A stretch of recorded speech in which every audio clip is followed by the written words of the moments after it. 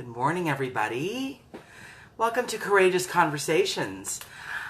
I'm going to talk about normalizing chaos, but first I'm going to do a little bit of sharing because I feel like I want everyone to be on the journey with us. And sometimes it's important to understand that, there's a real interesting phenomenon that occurs. So let me just do a little bit of sharing and then we can proceed. Let's see, there we go. And if you come on, let me know you're here, and I'm just going to wait for a few people to come on. And also I'm going to talk about some cool things. Talk about some very cool things, including the fact that we sometimes normalize chaos. We sometimes normalize chaos in a way that is interesting, in that our nervous systems have habituated chaotic times and have found a way to completely calm themselves and feel almost more at peace when things are just in disarray.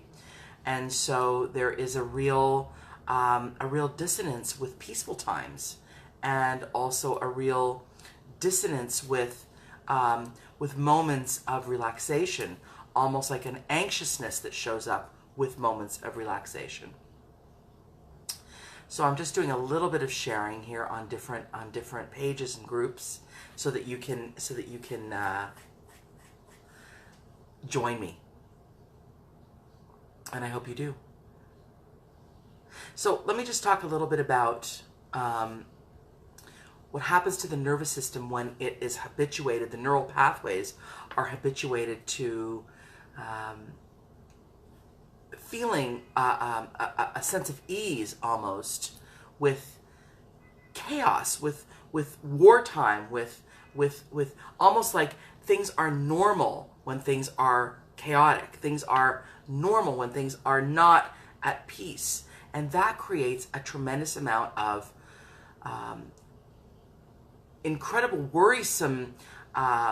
Sometimes people come into my office and they're like, things are good in my life, things are wonderful in my life, and yet I feel totally out of sorts, not okay.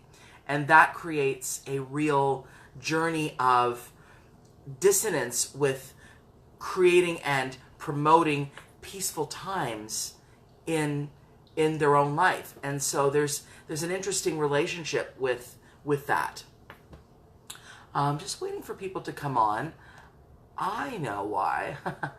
I shared it on a different page. That's why.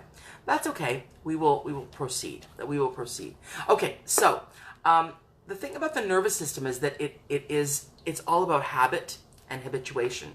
And when habit and habituation occur, there is an ease with what that repetitive time, that repetitive nervous system, that neural pathway getting really used to a way of being.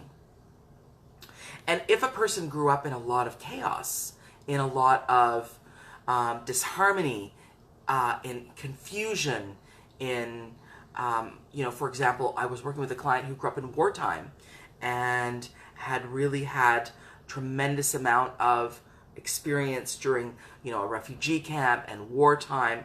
And so normalcy, or peaceful time, relaxed time, created almost panic in her in a way that was interesting to me to observe. And I grew up with a father who also grew up in wartime, in the Second World War. And I do remember that there was, a dissonance around peaceful times. It's almost like the nervous system will seek out what it knows. It's almost like the nervous system will start to manufacture chaos, almost like an addiction to chaos, almost like need chaos to feel okay, need chaos to actually feel good. And it's an interesting phenomenon that occurs with the nervous system because there is no real ease and normalcy and relaxation and getting used to a time of peace.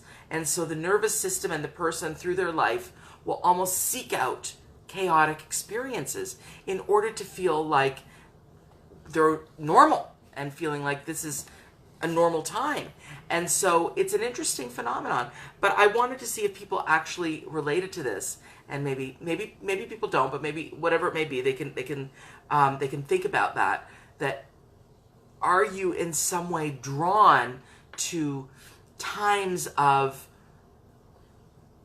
your nervous system relaxes, almost comes right down and relaxes when there is a time of chaos and confusion and conflict, but almost gets anxious when there's a time of peacefulness and ease.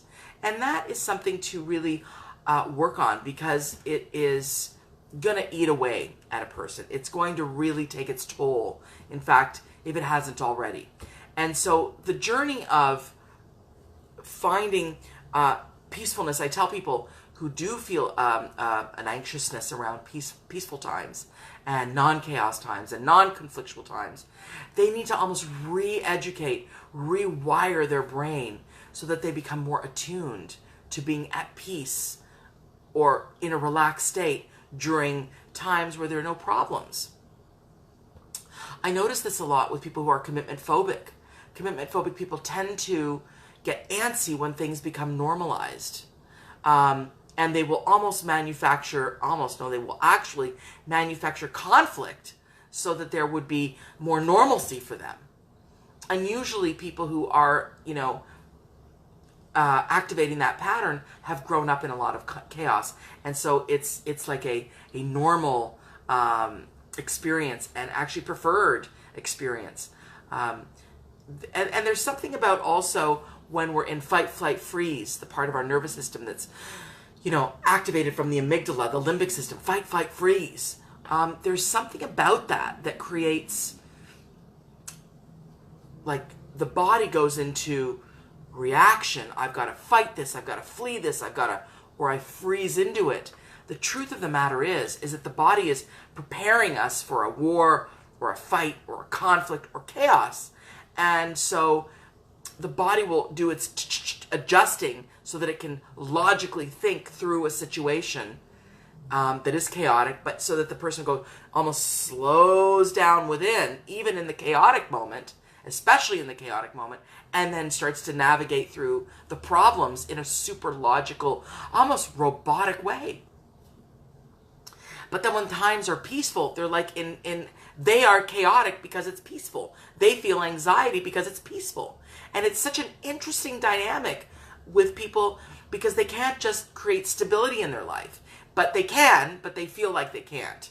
And it is a training ground. You've got to train your body to be okay with peacefulness. You've got to train your body to be relaxed in the peaceful. And that's an interesting retraining, rewiring of the brain, so that there is a more, I would say, normal interaction with life, so that you don't seek out chaos as a way to feel normal. It's almost like you need to feel normal during the peaceful times, but you've never been trained to do it. So you have to train your body to do it, and you have to train your mind to do it. And I have noticed that a lot of people who've grown up in chaotic times will not be able to relax in their relationships. They're seeking out extramarital relationships or chaoticness in work, not being okay, quitting jobs that are good, moving out of places because it's too relaxed. It's like, as soon as it gets too relaxed, it gets too peaceful, too healthy, I'm out of here kind of energy. And I would caution people around that to work counterintuitively, work in a different way, so that there is a habituation of relaxation, because that is where the body will heal itself. That is where good decisions will be made. That is where good, healthy relationships will be created. That is where good business models will be created.